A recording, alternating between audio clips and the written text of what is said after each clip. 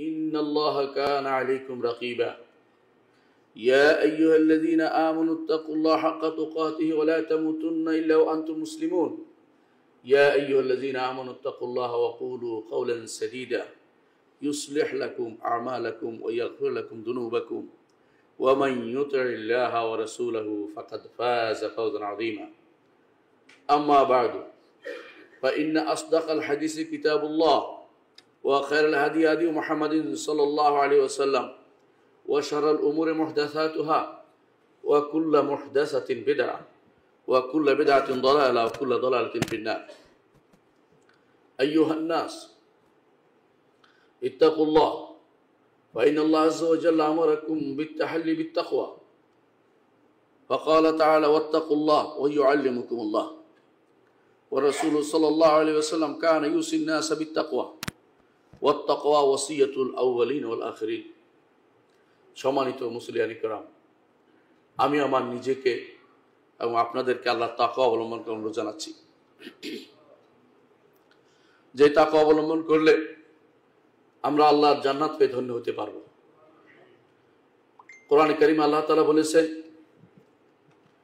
ওয়া মান ইয়াত্তাকিল্লাহ ইয়াজআল লাহু মাখরাজা ওয়া ইয়ারযুকহু মিন হাইসু লা ইয়াহতাসিব তাকওয়া অবলম্বন করলে আল্লাহ তাআলা তার জন্য বের হওয়ার যে কোনো বিপদ থেকে বের হওয়ার পথ আল্লাহ তাআলা দিয়ে দিবেন এবং এমন রিজিক দিবেন যা সে কোনোদিন কল্পনাও করেনি যে ব্যক্তি মুত্তাকি হবে তার পরিণাম হবে জান্নাত আল্লাহ তাআলা কোরআনে কারীমে বলেছেন তিলকাল জান্নাতুল্লাতী নুরিসু মিন ইবাদিনা মান কানা তাকিয়া আমার বান্দাদের মধ্যে যারা মুত্তাকি তারাই শুধুমাত্র জান্নাতের ওয়ারিশ হতে পারবে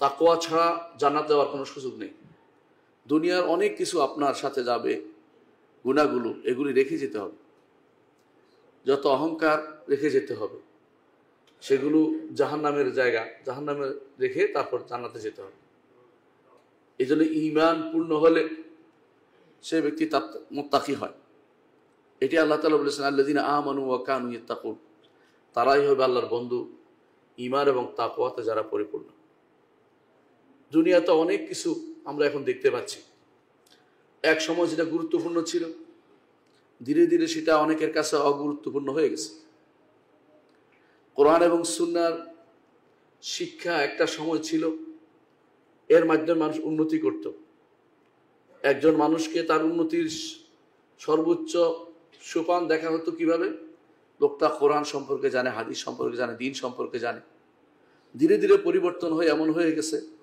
এর নাম দিয়েছে অনুৎপাদিত খাত অর্থাৎ এর মাধ্যমে উন্নয়ন হয় না এই চিন্তা ভাবনা এখন আমাদের চিন্তাবিদদের মাথায় ঢুকেছে তারা কোরআন এবং সুন্নাহ দিয়ে কোনো কিছু আলোচনা করলে মনে করে এ দিয়ে দেশের দশের কোনো উন্নয়ন হবে না অনুৎপাদিত খাত নাম দিচ্ছে এগুলিকে কারণ হচ্ছে চিন্তার জগতে আমাদেরকে এমন কিছু ঢুকানো হয়েছে এটা অপরাধ ঢুকানো হয়েছে আমাদের অন্তরের ভিতরে আমরা এখন শুধু জাগতিক বিষয়টাকে শুধু উন্নয়ন মনে করছি আমাদের কাছে উন্নয়ন হচ্ছে একজন ব্যক্তি হয়তো চা দোকানে বসে আড্ডা দিচ্ছে তিনি বলবেন আমার এক ছেলে এই হয়েছে আমার এক ছেলে এই হয়েছে এত এত ব্যাংকের এই এমন পোস্টে চাকরি করে প্রতি মাসে এত টাকা বেতন পায় আমার অমুক ছেলে অমুক দেশের অমুক জায়গাতে চাকরি করে এত টাকা বেতন পায় মানে মানুষের অর্থই তার কাছে উন্নয়নের একমাত্র মাধ্যম বলে বিবেচিত হয়ে যাচ্ছে অথচ যদি সেই হিসেবে তাকান সাহাবায়ে কেরামকে কি আপনি উন্নতমান মানুষ বলতে পারবেন না কারণ তাদের তো অর্থ ছিল তাদের ঈমান ছিল তখনকার দিনে উন্নয়ন হইতো ঈমান দেখে সর্বাধিক হইতো কিন্তু ঈমানটা আগে সবার আগে ঈমান আছে কিনা এটার উপর নির্ভর করে লোকটার উন্নতি হয়েছে কিনা আর এখন বিশেষ করে আপনাদের সিলেটে কেউ যদি কোনো দেশের বাইরে না থাকে মনে করা হয় ফকির মানুষ আমরা বললাম না কোন দেশে বুঝতেই পারছেন এই উন্নয়নের জায়গা আপনাদের কাছে এখন হয়ে গেছে কোন দেশে তার ছেলে পুলে আছে আত্মীয় স্বজন আছে সেখানে না গেলে যেন উন্নয়ন আর হয় না সেখানে গেলে যে আপনার সন্তান ঈমান হারা হয়ে যাবে দেশের উন্নতি করতে পারবে কিন্তু ঈমান হারা হয়ে যাবে এটা তো ভুলে গেছে অনেক ভাই আছে জীবনের সর্বস্ব দিয়ে সন্তানকে তথাকথিত মানুষ করেছেন, উন্নতি করেছেন, কিন্তু সন্তান বৃদ্ধ বয়সে তাকে আর দেখেনি। বৃদ্ধ বয়সে তার স্থান হয়েছে বৃদ্ধাশ্রম, যেখানে তার থাকার কথা ছিল না, যেখানে তার থাকার কথা ছিল না। পিতামাতার সাথে সন্তানের সম্পর্ক যদি এরকম হয়ে যায়, দুনিয়ার অর্থনৈতিক হয়ে যদি মানদণ্ড উন্নয়নের, সেখানে আর কিছু বলার থাকে না। বিশ্বের তথাকথিত উন্নয়নশীল দেশসমূহ, উন্নত দেশসমূহ, তাদের সেখানে ভালো করে দেখবেন, বাবার হোটেলে ছেলে চাকরি করে, কখনো কখনো ছেলের হোটেলেও বাবা চাকরি করে, কখনো কখনো ভাইয়ের খোঁজ বোনে নেয় না, বোনের খোঁজ ভাই নেয় না। আমার ওস্তাদ বলছিলেন, তিনি আমেরিকা থেকে কোনো কাজে গিয়েছিলেন, দাওয়াতে ফিরে আসার সময় তাই তার পরিবারের মধ্যে তার বোন অন্য ফ্লাইটে পড়ে গেছে, তিনি এক ফ্লাইটে পড়ে গেছে। তিনি বললেন যে আমার ফ্লাইটটা ক্যান্সেল করে পরের ফ্লাইটে দিয়ে দাও। বলে অসুবিধা কি, একটু পরেই তো যাচ্ছে ওই ফ্লাইটটা। বলে না, আমার বোনকে আমি একা সফর করতে দিতে পারি না। নারী কাউন্টার ছিল, ওখানে কাউন্টারের মধ্যে নারী ছিল, সে কেঁদে ফেললো, বলছো কিছুক্ষণের জন্য তুমি তোমার বোনকে রেখে যেতে পারো না? আর আমার ভাই কোথায় আছে আমি কোনোদিন দেখিনি। আমি সারাদিন চেষ্টা করি কোনো রকমে খাবার রোজগারের জন্য, এখানে বসে আছি, টাকার চিন্তা, উন্নয়নের চিন্তায় বসে আছি আমি এখানে। এই উন্নয়নের জন্য আজ আমাদের বোনদেরকে ঘর থেকে বের করা হয়েছে। উন্নয়নের জন্য আমাদের বোনদেরকে ঘর থেকে বের করা হয়েছে।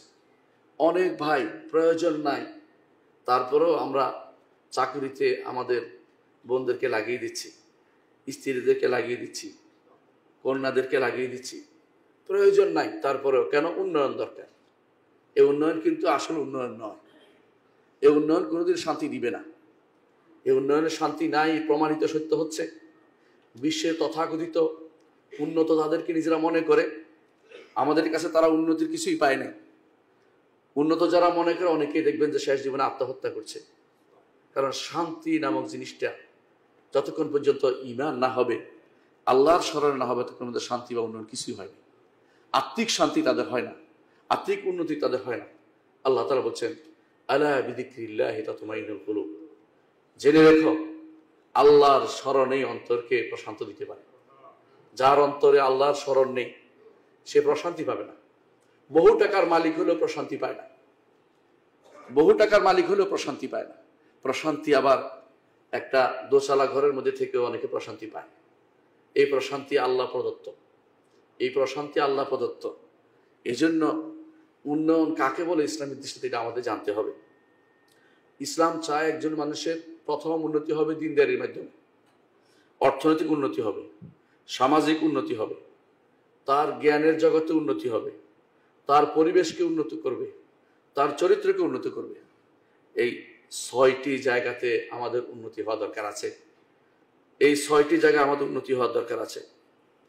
একজন মানুষ যদি মনে করে যে শুধুমাত্র আর্থিক উন্নতি তার উন্নতি, তাহলে বড় ধরনের ভুল করবে। কোনো দেশ যদি মনে করে শুধু আর্থিক উন্নতি শুধু উন্নতি, তাহলে বড় ধরনের ভুল করে। শুধু আর্থিক উন্নতি নয়, এটা জাগতিক একটা দেখানোর জিনিস ছাড়া আর কিছুই না। একজন মানুষ আর্থিক উন্নতি করলে তার স্বাস্থ্য ভালো হয়ে যায় না, আর্থিক উন্নতি করলেই তার জ্ঞানের জগতে প্রবৃত্তি ঘটে না, আর্থিক উন্নতি করলেই সে জ্ঞানী বলে বিবেচিত হয় না। নাহলে জাহেলদেরকে মানুষ বেশি সম্মান দিত আলেমদের চেয়ে, এখনো জগতে জ্ঞানীদেরকে বেশি সম্মান দিচ্ছে। যদিও এখনকার জ্ঞানী কারা এর সংজ্ঞা পরিবর্তন হয়ে গেছে। এখনকার জ্ঞানী ধরা হয় জাগতিকভাবে যারা জ্ঞানী হয়েছে তাদেরকে, দ্বীনি শিক্ষায় শিক্ষিতদেরকে। মুষ্টিমেয় মানুষের কাছে শুধু তারা জ্ঞানী, অনেক রাষ্ট্রের কাছে তারা জ্ঞানী না। তাদের জন্য জিজ্ঞাসা করতে হয়, তাদেরকে জিজ্ঞাসা করতে হয় আপনি কিভাবে ভিআইপি হলে, অন্যদেরকে জিজ্ঞাসা করে না হুমরা সুমরা হলে। কারণ মানুষের দৃষ্টিটা পরিবর্তন হয়ে গেছে, উন্নয়নের জায়গাটা পরিবর্তন হয়ে গেছে। অর্থনৈতিক প্রবৃদ্ধি ঘটলেই আপনার চারিত্রিক উৎকর্ষ সাধিত হবে না। চারিত্রিক উৎকর্ষ সাধিত হওয়ার জন্য চরিত্র কি সেটা জানতে হবে। আর চরিত্র জানতে হলে উত্তম চরিত্রের অধিকারী ব্যক্তিকে জানতে হবে, তিনি হচ্ছেন মুহাম্মদুর রাসূলুল্লাহ সাল্লাল্লাহু আলাইহি ওয়াসাল্লাম। জগতের কোনো ব্যক্তি তার থেকে উত্তম চরিত্রের দাবি করতে পারবে না। আল্লাহ যেখানে ঘোষণা করছেন তার নবীকে, ইন্নাকা আলা খুলুকিন আযীম, অবশ্যই আপনি আযীম, বড় চরিত্রের অধিকারী। যে চরিত্রের কাছে কার কোনো চরিত্র তথাকথিত কান্ট বা তথাকথিত অমুক, যারা আজ চরিত্র শিখাচ্ছে মানুষদেরকে, তারা আজ বিভিন্ন ইউনিভার্সিটিগুলোতে ডিপার্টমেন্ট খোলা হচ্ছে চরিত্র শিক্ষা দেওয়ার জন্য, তারা মুহাম্মদুর রাসূলুল্লাহ সাল্লাল্লাহু আলাইহি ওয়াসাল্লাম ইগনোর করে চরিত্র শিখছে। ওই চরিত্র কখনো মানুষের উন্নতি এনে দিবে না, কারণ উন্নতির সোপান দেখিয়েছে মুহাম্মদুর রাসূলুল্লাহ সাল্লাল্লাহু আলাইহি ওয়াসাল্লাম। এমন এক জাতিকে নিয়ে তিনি উন্নতির পথ দেখিয়েছেন, যে জাতি হানাহানিতে লিপ্ত ছিল, যে জাতি নিজের সন্তানকে হত্যা করত, যে জাতির মধ্যে সকাল বিকাল মারামারি লেগে থাকতো, সেই জাতিকে তিনি এত উপরে উঠিয়েছেন যে সারা বিশ্বের কাছে তারা সম্মানিত হয়েছে শুধু মুহাম্মদুর রাসূলুল্লাহ সাল্লাল্লাহু আলাইহি ওয়াসাল্লামের কারণে। অথচ তারা সেই চরিত্রে কলঙ্ক লেপন করতে যায়। অনেকে আছে সেখানে খুঁজে কোনো দোষ খুঁজে পাওয়া যায় কিনা, যারা এই নীতি অবলম্বন করে আছে, এই নীতির উপর বিশ্ববিদ্যালয় প্রতিষ্ঠা করে আছে, এই নীতিতে তারা ইউনিভার্সিটির বিভিন্ন তারা বিভাগ খুলেছে এর বিরুদ্ধে আলোচনা করার জন্য। ইসলামের নবীর বিষয়ে তাদের আলোচনায় আসে না, ভালো আলোচনায় আসে না, শুধু খারাপের দিকে তারা ইন্ডিকেট করার জন্য সেখানে আসে। ওরা কখনো চারিত্রিক উন্নতি করতে পারবে না। চারিত্রিক উন্নতির জন্য আপনাকে একটা মডেল লাগবে। প্রত্যেক জিনিস একটা মডেল লাগে। কাকে আপনি মডেল বানাবেন? যাদেরকে আপনি মডেল বানাবেন তারা কি করেছে শেষ পর্যন্ত দেখুন। অনেকে লিখেছে দুশ্চিন্তাহীন মানব জীবন, এরকম বই লিখেছে। শেষ জীবনে তিনি নিজে আত্মহত্যা করে মরে গেছে। তো তুমি দুশ্চিন্তার কোথায়? তার দুশ্চিন্তা তিনি নিজে মরে গেলেন। দুশ্চিন্তাহীন মানব জীবন হচ্ছে মুহাম্মদ রাসূলুল্লাহ সাল্লাল্লাহু আলাইহি ওয়াসাল্লামের শিক্ষার মধ্যে। তিনি শিখিয়েছেন বলতে একজন ঈমানদার বলবে, আল্লাহুম্মা ইন্নী আউযু বিকা মিনাল হাম্মি ওয়াল হাযান, আউযু বিকা মিনাল আজজি ওয়াল কাসাল, আউযু বিকা মিনাল জুবনি ওয়াল বুখল। রাসূলুল্লাহ সাল্লাল্লাহু আলাইহি ওয়াসাল্লাম এইভাবে 110টি জিনিস থেকে আশ্রয় চেয়েছেন আল্লাহর কাছে, যেগুলি সবগুলি হচ্ছে উন্নত চরিত্রের বিরোধী। এগুলি থেকে তিনি আশ্রয় চেয়েছেন। ইস্তেআযা যে একসাথে করেছি একদিন পড়ে আমি 110টা গুনতে পারছি, আরো বেশি আছে হয়তো। আমি শুধু হাদিস থেকে গুনেছি 110টা। রাসূল আল্লাহুম্মা ইন্নী আউযু বিকা কাযা ওয়া কাযা, আল্লাহ আপনার কাছে আশ্রয় চাই এটা থেকে এটা থেকে এটা থেকে। আমি দেখি 110টা, সবগুলি আমি দেখলাম যে এগুলি মানব জীবনের জন্য ক্ষতিকারক। আপনার উন্নত চরিত্র যদি শিখতে হয় তাহলে এখানে আসতে হবে। উন্নতি করতে হলে চারিত্রিক উন্নতি অবশ্যই লাগবে। চারিত্রিক উন্নতি না হলে কি হবে জান? আধা ঘন্টার জন্য বিদ্যুৎ যায়, তাহলে দেখবেন যে সারা শহর লুট হয়ে গেছে। কেন লুট হইল? সারা শহর নয়, শুধু অনেক নারী তাদের অস্তিত্ব হারাবে চারিত্রিক উন্নতি না থাকার কারণে। চারিত্রিক উন্নতি থাকলে একটা মানুষ নিজে এসে বলতে হবে, আমি গুনাহ করেছি, হে নবী আমি গুনাহ করেছি, আমাকে পবিত্র করুন। এটা চারিত্রিক উন্নতির প্রমাণ। দুনিয়ার কোন তথাকথিত যারা নিজেকে সভ্য দাবি করে, উন্নত বিশ্ব দাবি করে, তাদের কাছে আপনি সেটা পাবেন না। তাদের কাছে এটা কিছুই নেই। এই উন্নতি, তাদের উন্নতি আসলে অবনতির কারণ। ইসলামিক উন্নতিটা আমাদেরকে জানতে হবে কিসের মাধ্যমে একটা মানুষ উন্নতি লাভ করে। উন্নতি হবে পরিবেশের মাধ্যমে। যেই পরিবেশ মুহাম্মদুর রাসূলুল্লাহ সাল্লাল্লাহু আলাইহি ওয়াসাল্লাম দেখিয়েছেন, সেই পরিবেশে আপনি দেখেন।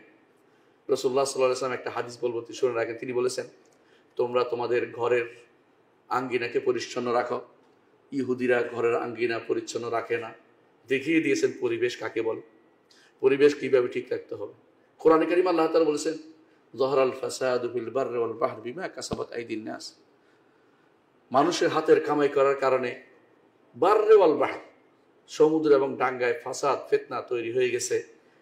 অর্থাৎ পরিবেশ দূষণ যেটা হচ্ছে উন্নত বিশ্বের কারণে হচ্ছে। আপনার এখানে পরিবেশ দূষণ ছিল না। তথাকথিত শিল্প বিপ্লব, শিল্প এনেছে। এই শিল্পের বর্জ্য কোথায় যায়? এই শিল্প বর্জ্য থেকে আপনার শরীর ক্ষতিগ্রস্ত হচ্ছে। এই শিল্প বর্জ্যের কারণে নদীগুলো শেষ হয়ে গেছে। তথাকথিত নগরায়ন, সিদ্ধান্তহীন নগরায়ন, যেগুলি পরিবেশ ঠিক রাখে নাই, ওখানে দেখবেন যে পুরো এলাকা নষ্ট হয়ে গেছে। কেন? আগে এখানে পানির নালা ছিল, এর মাধ্যমে একটা পরিবেশ রক্ষা হতো, সেটা এখন আর নাই। এগুলো তো ইসলাম কোনোদিন বলে নাই। আমাদের হাতের কামাই করার কারণে সেটা হয়েছে। ইসলামের নীতিতে যদি আসতে পারি, পরিবেশ উন্নয়ন আমাদের হবেই, কোনো সন্দেহ নেই। কিভাবে সেটা হবে? শুধু অর্থনৈতিক উন্নতি হলেই যে আমাদের সামাজিক ভারসাম্য রক্ষা হবে, ইনসাফ কায়েম হবে, তা কিন্তু না। অনেক দেশে আছে অর্থনৈতিক উন্নতি আছে, কিন্তু মানুষের মধ্যে ইনসাফ বলে কোনো কিছু নেই।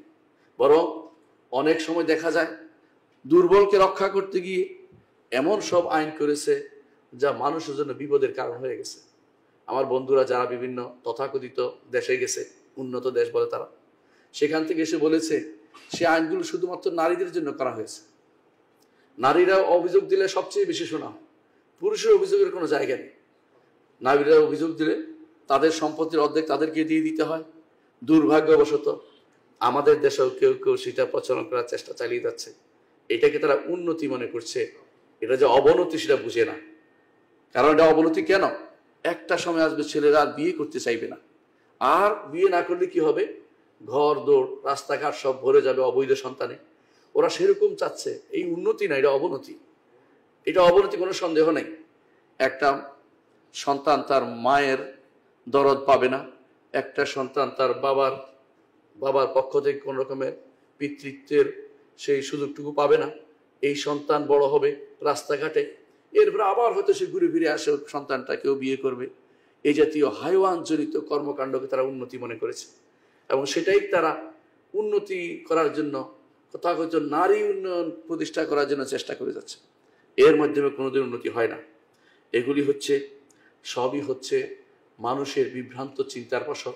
উন্নতি করতে হলে আপনাকে অবশ্যই কোরআন এবং সুন্নাহ যেটাকে উন্নতি বলা হয়েছে তার মধ্যে আপনাকে ফিরে যেতে হবে। আমি কয়েকটি উদাহরণ দিচ্ছি।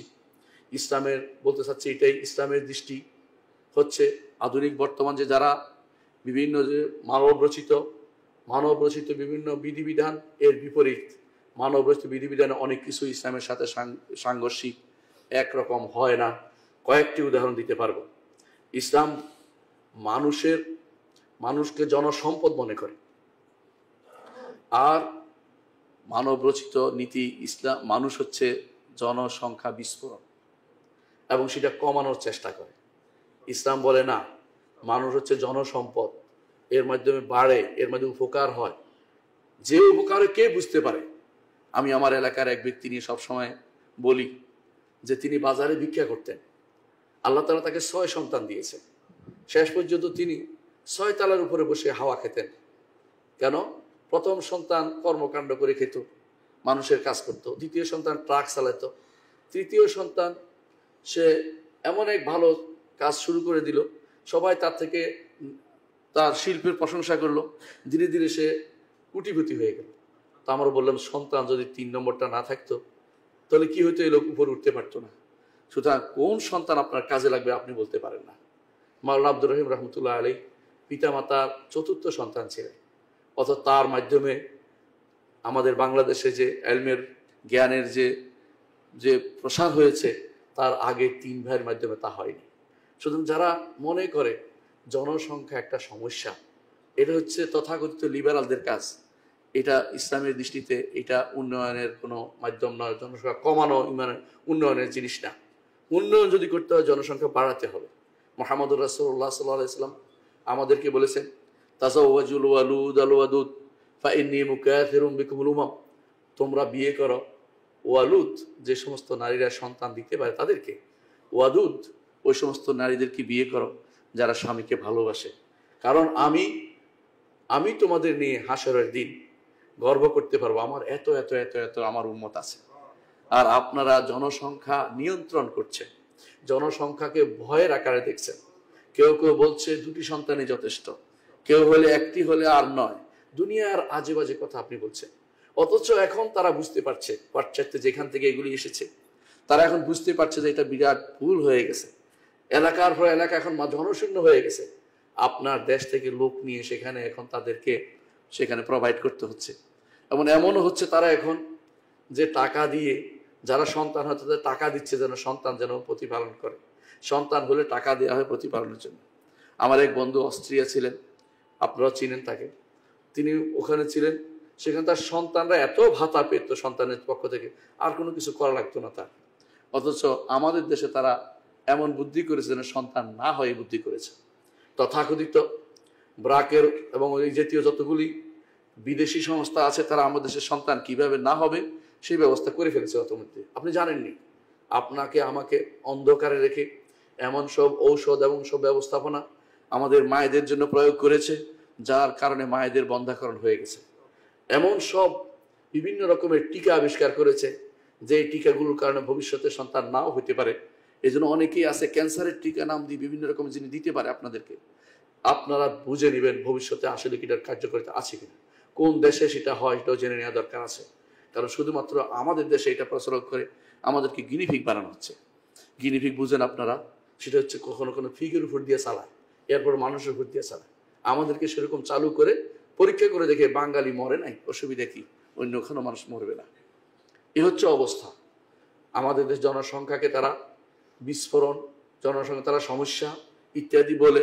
প্রথম সমস্যা উন্নয়নের পথে বাধা হচ্ছে জনসংখ্যা, এটা মিথ্যা কথা। উন্নয়নের পথে বাধা এটা মিথ্যা কথা। আপনার সন্তান বেশি হলে এক একজন এক একটা কাজ করে বসে থাকবে না, কোনো না কোনো ভাবে দেখবেন একজন মানুষ কর্ম করে খাচ্ছে। আজ কাজ করার জন্য দূরে যেতে হয় না, একজন মানুষ ঘরে বসেই টাকা রোজগার করতে পারে। এমনকি বিশ্বের বিভিন্ন বই অনুবাদ করছে, বিভিন্নভাবে তারা টাকা রোজগার করছে। আপনি দেখেনও না কিভাবে টাকা আসছে। রোজগারের এই সুযোগ আপনার সন্তান নিতে পারে, যারা এই দেশের মানুষ আছে তারা সেটা গ্রহণ করতে পারে। এই দেশে এটা কাজে লাগবে, এটা অবশ্যই দরকার। সুতরাং কেউ যদি মনে করে যে জনসংখ্যা বিস্ফোরণ এটা একটা উন্নয়নের পথে বাধা, তাহলে ইসলামের সাথে তার চিন্তা অবশ্যই সাংঘর্ষিক, কোনো সন্দেহ নেই। ইসলাম বলে জনসংখ্যা হচ্ছে আল্লাহর পক্ষ থেকে নেয়ামত, আল্লাহর পক্ষ থেকে নেয়ামত। রাসূলুল্লাহ সাল্লাল্লাহু আলাইহি ওয়াসাল্লাম এই নেয়ামতের কদর করতে বলেছেন, এই নেয়ামতকে কদর করতে বলেছেন। সুতরাং অবশ্যই মনে রাখতে হবে, নতুন সন্তান আসা অর্থ হচ্ছে আল্লাহর পক্ষ থেকে আপনার জন্য নতুন রহমত নাজিল হওয়া। এটা কোনোভাবেই ইগনোর করার কোনো সুযোগ নেই। ইসলাম দেখে যে একজন মানুষ দুনিয়ার উপর তার রিজিক নিয়ে আসে। এমনকি আল্লাহ তাআলা কোরআনে কারীম বলেছেন যে ওয়ালা তাকতুলু আওলাদাকুম খাশিয়াতা ইমলাক নাহনু নারযুকুকুম ওয়া ইয়্যাহুম, নারযুকুহুম ওয়া ইয়্যাকুম, নারযুকুহুম ওয়া ইয়্যাকুম, তোমরা অভাবের ভয়ে, অর্থাৎ উন্নতি, আর্থিক উন্নতি করতে পারবে না ভয়ে সন্তান হত্যা করো না। নাহনু নারযুকুহুম, তাদের রিজিক আমরা আগে দেই, ওয়া ইয়্যাকুম, তারপর তোমাদের রিজিক দিই। সূরা বনী ইসরাঈল আল্লাহ তাআলা সেটা বলেছেন। এর অর্থ হচ্ছে একজন মানুষ এই চিন্তা করার কোনো কারণ নাই যে তার সন্তানকে সে খেতে দিতে পারবে না, কারণ সে দেয় না। কে দেয়? তার রিজিক আল্লাহ ব্যবস্থা করে রেখেছে। ওমা মিন দাব্বাতিন ফিল আরদি ইল্লা আলাল্লাহি রিজকুহা, জগতের মুখে যতগুলি প্রাণী বিচরণ করে জগতের বুকে সবার রিজিক আমার রবে ব্যবস্থাপনা করে। অনেক পিতা মাতা আছে জন্ম, অনেক প্রাণীদের মধ্যে অনেক আছে যারা সন্তানের রিজিক নিজেরা খুঁজে দেয় না, কেউ কেউ খুঁজে দেয়, মা দরদি মা খুঁজে দেয়। আবার অনেক প্রাণীকুল আছে যেগুলো নিজেরা নিজেদের সন্তান নিজেরা দুনিয়াতে এসে খাবার খুঁজে বেড়ায়। আল্লাহ তাদেরকে সেই বিবেক দিয়েছে, সেই আল্লাহ তাআলা সেটা তাদের মধ্যে দিয়ে দিয়েছে খাবারের চিন্তা। আপনার এত সন্তানের জন্য এত চিন্তা আপনার করতে হবে কেন? আল্লাহ তাআলা আপনাকে দায়িত্ব দিয়েছেন, পালন করুন, নির্দিষ্ট সময় পর্যন্ত তাদেরকে দেখাশোনা করুন, তারপর তাদেরকে দুনিয়ার বুকে তাদের কর্মকাণ্ড করতে ছেড়ে দিন, কারণ কাজ করতে হবে। আল্লাহ তাআলা এটাও বলেছেন, ওয়া আল্লাইসাল ইনসানু ইল্লা মা সাআ ওয়া আন্না সা'য়াহু সাওফা ইউরা সুম্মা ইউজজাহুল জাযাআল আওফা। একজন মানুষ প্রচেষ্টা করলে আল্লাহ দিবেন এবং তার প্রচেষ্টার ফল অবশ্যই দেখতে পাবে। তারপর আখিরাতে তার জন্য পরিপূর্ণ পুরস্কার ব্যবস্থা আল্লাহ করেছেন। সূরা আন-নাজমের 39 থেকে 41 নম্বর আয়াতে আল্লাহ সেটা উল্লেখ করেছেন। সুতরাং অন্য আয়াতে আল্লাহ তাআলা যেটা বলেছেন, ওয়ালা তাকতুলু আওলাদাকুম মিন ইমলাক, অভাবের ভয়ে সন্তান হত্যা করো না, বরং তোমাদের রিজিক দিয়ে আমরা তাদের রিজিকও আমরা দেই। সুতরাং মানুষের রিজিক, মানুষ আসা উন্নয়নের বিরোধী নয়, বরং মানুষ হচ্ছে উন্নয়নের জন্যই মানুষ। মানুষ থাকলে উন্নতি হবে, মানুষ না থাকলে উন্নতি হবে না। অনেকে আছে যারা সন্তান নাই, তারা ঘর বাড়ি করতে চায় না। কেন? আমার এটা কে দেখবে, আমি মরে গেলে সব বন্ধ হয়ে যাবে। আবার যাদের সন্তান আছে তারা মনে করে যে কিছু করা দরকার আমার সন্তানদের জন্য। সন্তানরাও মনে করে আমার ভবিষ্যৎ চিন্তা করে কিছু করা দরকার। আর কেউ যদি কোনো ভবিষ্যৎ আশাহীন হয়ে যায়, কিছু করে না। এই জন্য যে সমস্ত দেশ তথাকথিত বলশেবিকের দেশগুলো, যারা কমিউনিস্ট, তারা কি করেছে, যখন সবার জন্য সমান ব্যবস্থাপনা করে দিয়েছে তখন উন্নয়ন বন্ধ হয়ে গেছে। সবাই বলে আমরা সারাদিন কাজ করে খাবো কি, একটা যেটা দিয়েছে ওইটাই খাবো, আর কোনো কাজ নাই, আমরা কোনো সম্পদের অধিকারী হব না, তাহলে আমরা কাজ করবো কেন? তারা সারাদিন শুধু মেশিন হয়ে গেছে, রোবট হয়ে গেছে। রোবট দিয়ে উন্নতি আশা করা যায় না। মানুষকে বন্ধ করে দিয়ে রোবট দিয়ে আপনি উন্নতি করবেন, আপনি এটা হচ্ছে আপনি উন্নতির পথকে বন্ধ করে দিচ্ছেন। হ্যাঁ, একজন রোবট অনেক কাজ করতে পারে, কিন্তু একটা রোবটের মাধ্যমে আপনি যে উপকৃত, যা সমাজে উন্নতি হবে, উন্নতি তার চেয়ে বেশি হবে মানুষের মাধ্যমে, তো কোনো সন্দেহ নেই। মানুষই বাড়িঘর বানায়, রোবট নিজের জন্য বাড়িঘর বানায় না। দেশ যদি উন্নতি করতেই হয় তাহলে মানুষের হাত দিয়ে সেটা করতে হবে। দ্বিতীয়ত, একজন মানুষ, যে জিনিস বলতে চাচ্ছি দ্বিতীয়ত, সেটা হচ্ছে একজন মানুষের রিজিক আল্লাহর হাতে আছে বলে ইসলাম বলে না যে সে ঘরে হাত গুটিয়ে বসে থাকবে, এটা বলে না। বরং ইসলাম বলে যে কারো উপরে নির্ভর করবে না, নিজে আল্লাহর উপর নির্ভর করবে এবং কাজে বের হবে। অর্থাৎ এটা যেন না মনে করে যে আমি আল্লাহর উপর নির্ভর করে ঘরে বসে থাকি, এটা কিন্তু আল্লাহ শিক্ষা দেন নাই, রসুল শিক্ষা দেন নাই। বরং রাসূলুল্লাহ সাল্লাল্লাহু আলাইহি ওয়াসাল্লাম বলেছেন, তোমরা যদি সত্যিকার অর্থে আল্লাহর উপর তাওয়াক্কুল করতে তাহলে আল্লাহ তাআলা তোমাদেরকে সেইভাবে রিজিক খাওয়াতেন যেভাবে একটি পাখিকে তিনি রিজিক দেন। পাখি খালি পেটে বের হয়ে যায়, ভরা পেটে ফিরে আসে। খালি পেটে কিন্তু বের হয়, খালি পেটে বসে থাকে না। এটা বোঝানোর জন্য আমি হাদিসটা নিয়ে এসেছি। অর্থাৎ একজন মানুষ কর্ম করবে, উন্নতির জন্য হাত পা গুটিয়ে বসে থাকার নিয়ম নয়, কাজ করবে। ইসলাম আমাদেরকে সেটাই শিক্ষা দিয়েছেন। ইসলাম কি বলেছেন? ইসলাম বলেছেন, ফাইজা কুদিয়াতিস সালাতু ফান্তাশিরু ফিল আরদি ওয়াবতাগু মিন ফাদলিল্লাহ ওয়াযকুরুল্লাহা কাসীরান লাআল্লাকুম তুফলিহুন।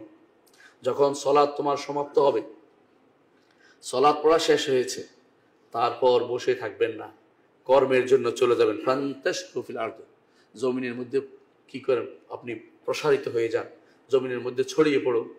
ওয়াবতাগু মিন ফাদলিল্লাহ, আল্লাহর ফজল তালাশ করুন। কোরআন ও সুন্নতে বহু জায়গাতেই ওয়াবতাগু মিন ফাদলিল্লাহ, সাল্লাল্লাহ, আল্লাহর কাছে চাও, এটা আল্লাহ কোরআন কারীম বলেছেন। একদিকে চাইবেন, একদিকে করবেন। না চেয়ে যেমন পাবেন না, তেমনি শুধু করেও পাবেন না, বরং আপনাকে দুইটাই একসাথে করতে হবে। আল্লাহ, আপনি ছড়িয়ে পড়বেন, সাথে সাথে আল্লাহর কাছে চাইবেন যে আল্লাহ যেন আপনাকে বাড়িয়ে দেয়, আল্লাহ যেন বরকত দেয় আপনার কর্মকাণ্ডে, আল্লাহ যেন উন্নতি দেয়, বাড়িয়ে দেয়। দুটো জিনিস আপনাকে একসাথে করতে হবে। আল্লাহ তাআলা আমাদেরকে সেটা শিক্ষা দিয়েছেন এবং সাথে সাথে বলেছেন, ওয়াযকুরুল্লাহা কাসীরা, আল্লাহকে বেশি বেশি স্মরণ করলে লাআল্লাকুম তুফলিহুন, এর মাধ্যমে সফলতা আসবে, উন্নতি আসবে। বর্তমান সমাজে যদি উন্নতি করতে হয়, আমি কয়েকটি জিনিসকে উল্লেখ করব। এই উন্নতির এক নম্বর কাজ হচ্ছে দ্বীনীভাবে উন্নতি করতে হবে। দ্বীনী প্রথম কাজ হচ্ছে আমাকে দ্বীনী উন্নয়ন ঘটাতে হবে। আমার শরীরের মধ্যে, আমার দেহ, আমার আত্মাকে দ্বীনীভাবে বড় করতে হবে, ধর্মীয়ভাবে যেটাকে আপনারা বলেন। অর্থাৎ আত্মিকভাবে আপনাকে এবং শারীরিকভাবে উন্নতি আপনাকে করতে হবে। কিভাবে? দ্বীনকে মানার মাধ্যমে। কারণ ইসলাম হচ্ছে পরিপূর্ণ জীবন ব্যবস্থা। ইসলামে ইলম আছে, আমল আছে, চরিত্র আছে। যদি আপনি এটা শিখতে পারেন, আপনি কারো কোনো ক্ষতি করবেন না, এর মাধ্যমে উন্নতি হবে। আপনি দ্বীনকে মেনে চলবেন, আল্লাহকে ভয় করবেন, এর মাধ্যমে উন্নতি হবে। এবং এর মাধ্যমে আপনি বুঝতে পারবেন আমার কিছু হক আছে, দায়িত্ব আছে, আমার কিছু কর্তব্য আছে। আমি আমার মাকে রাস্তায় ফেলে দিব না, আমি করোনার ভয়ে মাকে ফেলে চলে যাব না, আমি করোনার ভয়ে বোনকে ফেলে চলে যাব না। এটা উন্নতিরই অংশ। এটার বিপরীতটা হচ্ছে অবনতির অংশ, যেটা মানুষ করে থাকে। এটা কখন আসবে? দ্বীনই যখন উন্নত হবে। আপনার দ্বীন যখন, যত কিছুই হোক, আমি তো আমার দ্বীনের যে দাবি সেটাকে আমি অবশ্যই মেনে চলতে হবে। দ্বীনের দাবিকে আমাকে অবশ্যই পূরণ করতে হবে। এই জন্য আপনাকে যে কাজটি করতে হবে, প্রথম কাজ হচ্ছে ঈমান এবং তাকওয়া। ঈমান এবং তাকওয়া প্রথম থাকতে হবে। এই জন্য কোরআন এবং সুন্নাতে ঈমান এবং তাকওয়ার গুরুত্ব দেওয়া হয়েছে। আল্লাহ তাআলা বলছেন উন্নয়ন কিভাবে বলছেন দেখেন, ওয়ালাউ আন্না আহলাল কুরা আমানু ওয়াত্তাকাউ লাফাতাহনা আলাইহিম বারাকাতিম মিনাস সামাই ওয়াল আরদ। যদি জমিনবাসী, আহলাল কুরা, অর্থাৎ এই এলাকার লোকেরা, জনপদের লোকেরা, আমানু, ঈমান আনে এবং তাকওয়া অবলম্বন করে, লাফাতাহনা আলাইহিম বারাকাতিম মিনাস সামাই ওয়াল আরদ, উন্নতির জন্য পথ আমি উন্মোচন করে দেব, তাদেরকে বরকতের পথ উন্মোচন করে দেব। ঈমান এবং তাকওয়া সেই নিদর্শন দেখিয়েছে মালিক আব্দুল আজিজ রহমতুল্লাহ আলী। তার জীবনী পড়লে আমি আশ্চর্য হয়ে যাই। এই লোকটি যখন এই বিশাল আরব উপদ্বীপকে তিনি একত্র করেছিলেন, একসাথ করেছিলেন, হেজাজ এবং নাইজকে একত্র করেছিলেন, বিশাল রাজ্য তৈরি করেছে। সে সময় কোনো পেট্রোল ছিল না, সে দেশে কেউ যাইতো না। কেন যাইতো না? সে দেশে এমনকি আমাকে একজন বলেছে, এখানে থাকলে, বলে তুমি যদি এখানে থাকো, নাগরিকত্ব নাও, তো 5 রিয়াল দিতে হবে। আর যদি তুমি এখানে শুধু থাকতে চাও, নাগরিকত্ব নিবা না, 10 রিয়াল দিতে হবে। মানে 5 টাকা মানে নিতে হলে নাগরিকত্ব দিত। কেন? যে এখানে কেউ থাকে না, এই জন্য। এরকম অবস্থায় তিনি সেখানে ছিলেন এবং ঈমান এবং তাকওয়ার অধিকারী হয়ে তিনি বলেছেন, আল্লাহর উপর ভরসা করে আমি আল্লাহর বিধান এই দেশে প্রবর্তন করব। কোনো হাজি এখানে লুট হলে তাকে আমি তার যে লুট করবে তাকে শাস্তি দিব, কেউ চুরি করলে তার হাত কেটে দেব, কেউ বেবিচার করলে তাকে পাথর মেরে হত্যা করব। ঘোষণাগুলি তিনি দিয়েছেন আল্লাহ এবং কোরআন এবং সুন্নাহর উপর বেস করে আমি চলবো, এই ঘোষণা তিনি দিয়েছেন। আল্লাহ তাআলা বরকত দিয়েছেন। তিনি দেখে যাননি, তার সন্তান মালিক সৌদ ক্ষমতায় আসার পর আল্লাহ তাআলা সে দেশের নিচ থেকে পেট্রোল দিয়েছেন, উপর থেকে ব্যবস্থা করেছেন। বিশ্বের অধিকাংশ মানুষ সেখানে গিয়ে এখন একদিনের জন্য হলো মক্কায় যায়, বিভিন্ন জায়গায় যায়, যে তারা এই যে রিজিকের ব্যবস্থা নিচ থেকে করেছেন, উপর থেকে করেছেন, এর একমাত্র কারণ হচ্ছে ঈমান এবং তাকওয়া। ঈমান এবং তাকওয়া। মালিক ফাহাদ রহমতুল্লাহ আলাইহি একদিন তিনি মদিনা ইউনিভার্সিটিতে তিনি আলোচনা করছিলেন, তখন তিনি এই জিনিসটা তিনি স্মরণ করছিলেন এবং কাঁদছিলেন যে আমার বাবা এই উন্নয়ন দেখে যেতে পারেন নাই, কিন্তু তিনি শুধুমাত্র আল্লাহর উপর ভরসা করে ঈমান এবং তাকওয়ার মাধ্যমে তিনি এই রাষ্ট্রটা প্রতিষ্ঠা করে গেছেন। উন্নয়নের কিছু দেখে যান নাই। আল্লাহ তাআলা এটার উপর আমাদের থাকার কারণে, ঈমান এবং তাকওয়ার উপর থাকার কারণে, আল্লাহর দ্বীনকে প্রতিষ্ঠা করার কারণে, তাওহীদের উপর থাকার কারণে আল্লাহ তাআলা আমাদেরকে এই উন্নতির চরম শিখরে উঠিয়ে দিয়েছেন। এবং সারা বিশ্বের মানুষ এখনো টাকা পয়সার দরকার হলে আরব রাষ্ট্রগুলি বেশিরভাগই তাদের কাছে যায়। আপনারা দেখতে পেয়েছেন, তাদের কাছে গেলে তারা দেয়, কাউকে তারা হেয় করে না। আমাদের দেশে অনেকেই জানেন, এদেশে অনেক মসজিদ তৈরি হয়েছে, অনেক রকমের কথাই আছে, কিন্তু মূল টাকাটা কিন্তু আসলে বিদেশ থেকে আসছিল। এটাকে বলে ফায়লু খায়, কল্যাণকামী একজন ব্যক্তি দিয়েছেন। তার মৃত্যুর আগ পর্যন্ত কেউ জানতে পারেনি এই কল্যাণকামী ব্যক্তিটিকে। মৃত্যুর পরে জানতে পেরেছে মালিক আব্দুল্লাহ তাদেরকে এই সহায়তা করেছে। আপনারা দেখতে পেয়েছেন কিভাবে তারা আল্লাহ তাআলা তাদেরকে দিয়েছেন, তারাও সেভাবে মানুষকে দিয়ে যাচ্ছে, এখনো দিয়ে যাচ্ছে। কোনো কোনো দেশ পরিচালনার কোনো অর্থ নাই, এসে বলেছে ঠিকই এখনো দিয়ে যাচ্ছে। এর অর্থ হচ্ছে আপনি যদি কোনো ঈমান এবং তাকওয়ার উপর পথ থাকতে পারেন, আপনার উন্নতি আল্লাহ ব্যবস্থা করে দিবে। কিন্তু ঈমান এবং তাকওয়ার উপর থাকাটা আমাদের জন্য খুবই জরুরি। এজন্য ঈমান এবং তাকওয়া গুরুত্ব সবার আগে। যদি ইসলামের দৃষ্টিতে উন্নয়ন করতে হয়, ঈমান এবং তাকওয়া আপনার থাকতে হবে। দ্বিতীয়ত ইস্তেগফার, বেশি বেশি করে ক্ষমা প্রার্থনা করতে হবে। কোরআনে কারীমে আল্লাহ তাআলা বলছেন, ফাকুলতু আস্তাগফিরু রাব্বাকুম ইন্নাহু কানা গাফফারা ইউরসিলিস সামা আলাইকুম মিদরারা ওয়া ইউমদিদকুম বিআমওয়ালিন ওয়া বানিনা ওয়া ইয়াজআল লাকুম জান্নাতিন ওয়া ইয়াজআল লাকুম আনহারা মা লাকুম লা তারজুনা লিল্লাহি ওয়াকারা ওয়া কাদ খালাকাকুম আতওয়ারা। সূরা নূহের মধ্যে আল্লাহ তাআলা বলছেন, নূহ বলেছিলেন, ফাকুলতু আস্তাগফিরু রাব্বাকুম, তোমাদের রবের কাছে ক্ষমা প্রার্থনা করো। ইন্নাহু কানা গাফফারা, তিনি তো ক্ষমাশীল। ইউরসিলিস সামা আলাইকুম মিদরারা, আকাশ থেকে বৃষ্টি বর্ষণ করবে মুষলধারে, তা তোমাদের উপকার করবে। ওয়া ইউমদিদকুম বিআমওয়ালিন ওয়া বানিনা, তোমাদেরকে সম্পদ দিবেন, সন্তান দিবেন, সম্পদও দিবেন, সম্পদ দিবেন। ওয়া ইয়াজআল লাকুম জান্নাতিন, বাগানের ব্যবস্থা করবেন, আনহার, নাহরের ব্যবস্থা করবেন। এগুলি সবই হচ্ছে উন্নয়ন। আপনারা ভালো করে জানেন, বর্তমানে উন্নয়নের জন্য বলা হয় যে এখানে নদী ছিল, নদীর ব্যবস্থা করা হোক, এখানে খাল কাটা হোক, যাতে করে উন্নয়ন করতে পারে। অনেক জায়গাতে শুষ্ক জায়গাতে পানি নাই দেখে, যেখানে পানি আছে সেখান থেকে নতুন করে খাল কেটে ব্যবস্থা করা, যাতে করে এই এলাকায় পানি ব্যবস্থা করতে পারে, এখানে ফসল যেন হতে পারে। এই সবই এই কারণে যে যদি এগুলি কিন্তু সহজে হতে পারে, যে এত কষ্ট করার চেয়ে ইস্তেগফার করলে আল্লাহ তাআলা সে ব্যবস্থা করে দিবেন বলে দিয়েছেন। এমনকি একজন বলছে তার সন্তান হয় না, তখন এক আলেমের কাছে গেছে, আমার সন্তান হচ্ছে না, বলে যে তুমি বেশি বেশি ইস্তেগফার করো, কারণ আল্লাহ তাআলা ওয়াদা করেছেন যে যদি কেউ ইস্তেগফার করে তিনি ক্ষমাশীল এবং তিনি সন্তান এবং সম্পদ দিয়ে বাড়িয়ে দিবেন। এই জন্য আল্লাহর কথাকে অবশ্যই বিশ্বাস করে কেউ যে আমল করে, ইনশাআল্লাহ আল্লাহ তাআলা তার অভাব পূরণ করে দিবেন, যদি তার এই অবস্থা, অথবা আল্লাহ তাআলা আখিরাতে দিবেন। কিন্তু ইস্তেগফার আমাদের জন্য আত্মিক উন্নয়নের জন্য, দ্বীনি উন্নয়নের জন্য খুব গুরুত্বপূর্ণ একটি জিনিস। অর্থনৈতিক উন্নয়নের বিষয়টা আমাদের দরকার জানা। এখন অন্ত বলেন যে আমরা তো আত্মিক উন্নয়ন করলাম, আত্মার দিক দিয়ে উন্নয়ন করলাম, দ্বীনের দিক থেকে আমার উন্নয়ন কথা শুনলাম, কিন্তু অর্থনৈতিক উন্নয়ন কিভাবে হবে? অর্থনৈতিক উন্নয়নের জন্য অর্থনীতি তো আল্লাহর পক্ষ থেকে নির্ধারিত হয়। আল্লাহ রিজিক বন্টন করছে। আল্লাহ বলছেন, নাহনু কাসামনা বাইনাহুম মাঈশাতাহুম ফিল হায়াতিদ দুনিয়া, তাদের মধ্যে রিজিকটা আমরা বন্টন করে দিয়েছি। আল্লাহ তাআলা বলছেন, ফামাল্লাযিনা ফুদ্দিলু বিরাদ্দি রিজকিহিম, যাদেরকে রিজিক বেশি হয়েছে তারা কেন যাদের রিজিক কম তাদেরকে দিয়ে দেয় না? কোরআনে কারীমে আল্লাহ তাআলা বলছেন, ইয়াসআলুনাকা মাযা ইউনফিকুন, তারা বলে কি খরচ করবে, কুলিল আফওয়া, অতিরিক্ত যা আছে খরচ করে দাও, হয় ফরজ আকারে না নফল আকারে। আল্লাহ তাআলা শিক্ষা দিয়েছেন, আমাদেরকে রাসূল শিক্ষা দিয়েছেন, আমাদের রাসূলুল্লাহ সাল্লাল্লাহু আলাইহি ওয়াসাল্লাম জীবন থেকে শিক্ষা দিয়েছেন কিভাবে উন্নতি করতে হয়। কিছুই নাই, রাসূলের যুগে পেট্রোল ছিল না, ওই দেশে তেমন কোনো খাবার ছিল না, শুধুমাত্র পানি এবং শুধুমাত্র খেজুর খেয়ে তারা জীবন নির্বাহ করতেন। পানিও মাটি থেকে তুলতে খুব কষ্ট হতো, সেখানে অনেকের পরিশ্রম করে পানি তুলতে হতো, বালতি দিয়ে পানি তুলতে হতো, সেরকম অবস্থা থেকে মুক্ত হয়েছে। কিন্তু মুহাম্মদ রাসূলুল্লাহ সাল্লাল্লাহু আলাইহি ওয়াসাল্লাম সমাজে আদালত ছিল, ইনসাফ ছিল, সুষম বন্টন ছিল। সুষম বন্টন জিনিসটা খুবই গুরুত্বপূর্ণ জিনিস। এই ইসলামের দৃষ্টিতে উন্নয়নের মূল কাঠি হচ্ছে সুষম বন্টন থাকতে হবে। যেই ব্যক্তি যতটুকু প্রাপ্য তাকে এতটুকু দিতে হবে, এটা হলো স্বাভাবিক। তার একটা হলো চাকরির কারণে সেটা পাচ্ছে, বেশি দামে পাবে, এটা আলাদা। কিন্তু রাষ্ট্রীয় কোষাগার থেকে দিতে হয় কাউকে, তাহলে সুষম বন্টনের মধ্যে দিতে হবে। শুধুমাত্র কোনো ব্যক্তিকে আপনি স্পেশাল আপনার দলীয় লোক দেখে বেশি দিলেন, আরেকজনকে দিলেন না, এটা কিন্তু সুষম বন্টন হয়নি।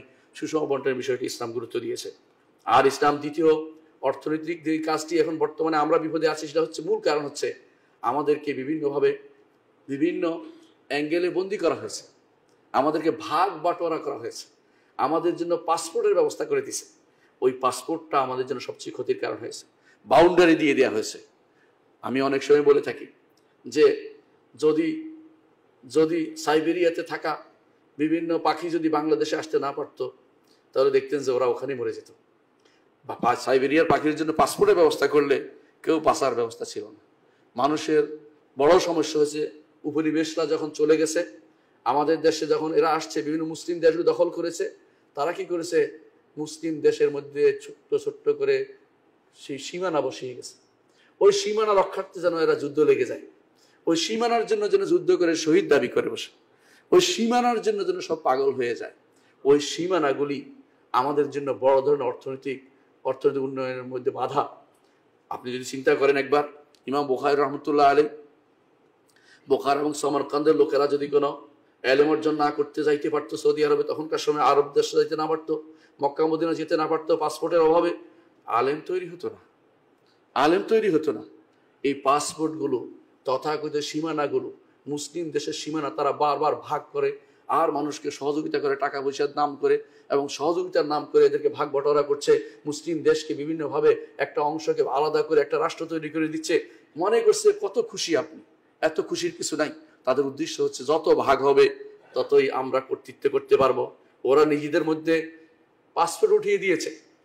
আপনি ইউরোপে কোনো রাষ্ট্র একটা পাসপোর্ট থাকলে 27টা দেশে ঘুরতে পারেন, অথচ আপনি বাংলাদেশি পাসপোর্ট নিয়ে আপনি পাশের কোন দেশেও যেতে পারবেন না, মুসলিম দেশে দূরের কথা। এর অর্থ হচ্ছে আপনাকে আটকে দেওয়া হচ্ছে আপনার মাওয়ারিদ বা শরিয়া, আল্লাহর পক্ষ থেকে যা দেওয়া হচ্ছে তিনি আর কোনো সুযোগ আপনাকে দেওয়া হচ্ছে না। যদি মুসলিম বিশ্ব এক থাকতো, তাহলে যে অর্থনৈতিক উন্নয়নের যে মূল শালিকা শক্তি, আল্লাহ তাআলা বিভিন্ন এলাকায় বিভিন্ন রকমের শক্তি দিয়েছেন, সম্পদ দিয়েছেন, সেটাকে যদি কোনো সবাই কাজে লাগাতে পারতো, তাহলে এই দেশের মানুষ পাসপোর্ট নিয়ে এত কষ্ট করে যাওয়া লাগতো না, যে এত টাকা দিয়ে ভিসা কিনে তিনি সেখানে গেছে, এটা দরকার হতো না। কারণ তাদের দরকার, তারা এদেরকে নিত এবং তাদেরকে নিয়ে বাড়াবাড়ি করতো না, তাড়িয়ে দিতে পারতো না, যে যেখানে সম্ভব সেখানে যেতে পারতো। কোরআনে কারিমে তো আল্লাহ এটাই বলেছেন যে কুলু, আল্লাহ তাআলা বলছেন যে আল্লাহ তাআলা এই জমিনের ঘাড়ে ঘাড়ে চলতে আমাদেরকে বলেছেন, ফামশু ফি মানাকিবিহা ওয়া কুলু মির রিজকি ওয়া ইলাইহিন নুশুর। আল্লাহ তাআলা বলছেন ফামশু ফি মানাকিবিহা, জমিনের ঘাড়ে ঘাড়ে চলো, ওয়া কুলু মির রিজকি, রিজিক খুঁজে খাও। এই ব্যবস্থাপনা তো তখন ছিল যখন এই তথাকথিত এই পাসপোর্টের ধকল আমাদের মধ্যে ছিল না। মুসলিম বিশ্বকে ভাগ বাটোয়ারা করে আমাদের যে আল্লাহ তাআলা যা দিয়েছেন তা থেকে উপকৃত হওয়ার সুযোগ দেওয়া হয়নি। এখন তারা সেটা লুট করে নিয়ে যাচ্ছে, বিভিন্নভাবে তারা মুসলিম দেশে এসে কর্তৃত্ব করছে, যে তোমরা চালাতে পারবে না, আমরা চালাই দেই, তোমরা এটা করতে পারো, আমরা করে দেই। কারণ আমাদের লোকেরা তারা আবার ওদেরকে এখানে পাঠায়। কোনো মানুষ আপনি ভালো করে দেখবেন, ডাক্তার হওয়ার পরে ইউরোপ আমেরিকা যে সেখান থেকে একটা ডিগ্রি নিয়ে ওই মুসলিম দেশে যাই আবার বড় ধরনের টাকা রোজগার করছে। সেই ডাক্তার যদি মুসলিম দেশে থাকতো, মুসলিম দেশ থেকে হয়তো, তারা সেটা নিত না। আমাদের মধ্যে চিন্তা চেতনা বদলে দিয়েছে যে তোমরা পারবে না কোনো কিছু, আমরাই সব করতে পারবো। এই চিন্তা চেতনার মূল কারণ হচ্ছে আমাদেরকে ভাগ বাটোয়ারা করে দেয়া, মুসলিম বিশ্বকে এইভাবে ভাগ বাটোয়ারা করে দিয়ে আমাদের শক্তিকে খর্ব করা হয়েছে। কোরআনে কারিম আল্লাহ তাআলা আমাদেরকে বলেছেন যে তোমরা যেন মতভেদে লিপ্ত না হও, তোমরা বিচ্ছিন্ন যেন না হও, ওয়ালা তাফাররাকু, আমরা সেই বিচ্ছিন্নতায় লিপ্ত হয়েছি। এবং রাসূলুল্লাহ সাল্লাল্লাহু আলাইহি ওয়াসাল্লাম যে নবী আমাদেরকে বলেছেন সালাতের মধ্যে তোমরা যেন পেট বের করে দাঁড়াইও না, পা থেকে আলাদা দাঁড়াইও না, কাতার সোজা করো। কেন? ফাতাখতালিফা কুলুবুকুম, এটা না করলে তোমাদের অন্তরগুলি বিচ্ছিন্ন হয়ে যাবে। শুধু একটা সালাতের মাসআলা যদি এটা হয়ে থাকে, সব জায়গাতে এটা প্রযোজ্য। আমাদেরকে ভাগ বাটোয়ারা করে আমাদেরকে ভিন্ন ভিন্ন করার কারণে আজ মুসলিম বিশ্বে আমরা এত সম্পদ থাকতো, কোন কোন এলাকা মারাত্মক অভাবে ভুগছে, কেউ কেউ এত অভাবে ভুগছে যে দৈনন্দিন খাবার তারা পায় না, কোন এত অভাবে ভুগছে কেউ কেউ, সেখানে মানুষ মরে যাচ্ছে, পাখি সেটা খাওয়ার জন্য অপেক্ষা করছে। আপনারা সে দৃশ্য দেখেছেন আপনারা। এর অর্থ হচ্ছে যে এত অভাবে ভোগার তো কথা ছিল না, কারণ এটা মূল কারণ হচ্ছে আমরা ভাগ দিয়ে দিছি, এর বাইরে যেতে পারবে না তুমি, আমরা তাদের কথা মেনে চলেছি। এটা কিন্তু একটা বড় ধরনের আমাদের অর্থনৈতিক উন্নয়নের পথে বাধা হচ্ছে। এইটা না দেখে আমরা উন্নতির জন্য দেখাচ্ছি কি, উন্নতি হচ্ছে ঘর থেকে বেরিয়ে যাও মেয়েরা, উন্নতি হচ্ছে তোমরা আল্লাহর দিন ছেড়ে চলে আসো, উন্নতি হচ্ছে শরিয়া মাইনে চলবা না, উন্নতি হচ্ছে আল্লাহর বিধানকে মানতে পারবা না, উন্নতি হচ্ছে ইমানের বাইরে চলে যাও। এগুলো উন্নয়নের কোনো কিছুই না। এগুলো হচ্ছে আমাদের আসল উন্নয়নকে নষ্ট করে, ট্যাক্সের উন্নয়নকে নষ্ট করে নিজস্ব তথাকথিত জিনিস চাপিয়ে দেওয়ার একটা বুদ্ধি ছাড়া কিছুই না। আরেকটি জিনিস অর্থনৈতিক আমাদের উন্নতিকে বাড়াতে পারে, সেটা হচ্ছে যাকাত ব্যবস্থা। যাকাত ব্যবস্থার মাধ্যমে আমাদের দেশে যদি কোনো কেউ সত্যিকারের যাকাত গ্রহণ করে, সরকারিভাবে গ্রহণ করে, এই দেশে কোনো ফকির থাকবে না। আমি চ্যালেঞ্জ দিয়ে বলতে পারি, কোনো ফকির থাকবে না। এদেশে এখনো কোটিপতি কয়েক হাজার না হলে কয়েক লাখ আছে, হাজার বলা ঠিক হবে না, কয়েক লাখ কোটিপতি আছে এদেশে। কোটিপতিদের টাকার কি যাকাত হয় না? ওই জাকাত তারা কতটুকু দেয়? যাকাত দেওয়ার জন্য মাঝে মধ্যে তারা তামাশা করে, তারা লোক ডেকে আনে, যাকাত দেওয়া হবে, সেখানে মানুষ পায়ের নিচে পিষ্ট হয়ে মারা যায়। কি জন্য যাকাত দেওয়া হবে? লোক ডেকে আনতে হবে কেন? হিসাব করে যাকাত দেওয়ার দায়িত্ব ছিল, হিসাব করে যাকাত নেওয়া রাষ্ট্রেরও দায়িত্ব ছিল। সেটা যদি ঠিক মতো দিতে পারত, উন্নতির চরম শিখরে আরোহণ করত, বাংলাদেশের মতো রাষ্ট্রগুলি কখনো গরিব থাকতো না। সেই দৃশ্য আমরা দেখেছি। কখন দেখেছি? ওমর রাদিয়াল্লাহু আনহুর সময় আমরা সেটা দেখেছি। ওমর রাদিয়াল্লাহু আনহুর সময় এমন একটা সময় ছিল যে সময় পাওয়া যেত না কে যাকাত নিবে, যাকাত নেওয়ার লোক খোঁজা পেত, কে যাকাত নিবে। কারণ তাদের এই অর্থনৈতিক এত উন্নতি হয়েছিল, কিছুদিনের মধ্যে তাদের মধ্যে আর যাকাত নেওয়ার মতো লোকের মদিনাতে পাওয়া যেত না, দূর দূরান্তে আবার নেওয়া হতো যে দূরে দেওয়া হোক, কারণ এখানে এই গরিব লোক পাওয়া যাচ্ছে না। ওমর ইবনে আব্দুল আজিজ রহমতুল্লাহ আলাইহির সময় এমন অবস্থা হয়েছিল যে তিনিও যাকাত নেওয়ার মতো লোক খুঁজে পাচ্ছিলেন না, যাকাত আশেপাশে কেউ নিচ্ছে না, এমন অবস্থা তৈরি হয়ে গেছে। কেন? শুধুমাত্র এই জন্য যে সুষম বন্টন হয়েছে এবং যাকাত ব্যবস্থাপনা যথাযথভাবে ব্যবস্থাপনা করা হয়েছে। যাকাতের ব্যবস্থাপনা করা হলে অর্থনৈতিক উন্নতি আসবে, অর্থনৈতিক উন্নতির প্রয়োজন হয়, সেটা অবশ্যই কাজে লাগবে। আর একটা জিনিস হচ্ছে প্রাকৃতিক সম্পদ। প্রাকৃতিক সম্পদকে যত কাজে লাগানো, এটাও ইসলামের নীতির অন্তর্ভুক্ত। এটাকে যদি কোনো আপনি কুক্ষিগত করেন, আর কিছু মানুষ চাকরির অন্তর্ভুক্ত করেন, কিছু মানুষ কি করবে, তারা ঘুষ খেয়ে নিচ থেকে বন্ধ করে দিয়ে চলে আসবে। যে গ্যাস আমাদের দেশে বন্ধ করে দেওয়া হয়েছে, সেটা পার্শ্ববর্তী দেশ সেটাকে টেনে নিয়ে বের করছে। আপনার এখানে কে কত টাকা খাচ্ছে আপনি জানেন না।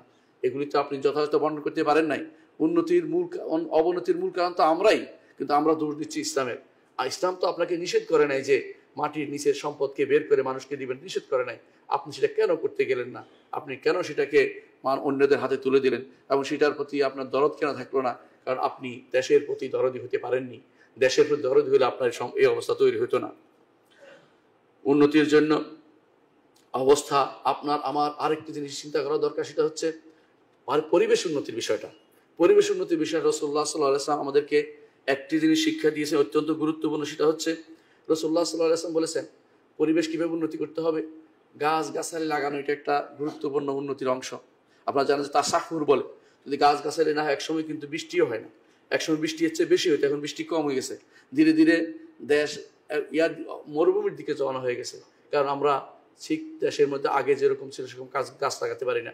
রাসূলুল্লাহ সাল্লাল্লাহু আলাইহি ওয়াসাল্লাম উন্নতির জন্য আমাদেরকে এই পরিবেশ উন্নতিতে বলেছেন, যদি কিয়ামত কায়েম হয়ে যায়, তোমাদের হাতে একটা গাছের চারা থাকে এবং সে কিয়ামত কায়েম হওয়ার আগেই যদি গাছটা রোপণ করে দিতে পারে, সে যেন তা রোপণ করে দেয়, কারণ এতে তার জন্য সওয়াব রয়েছে।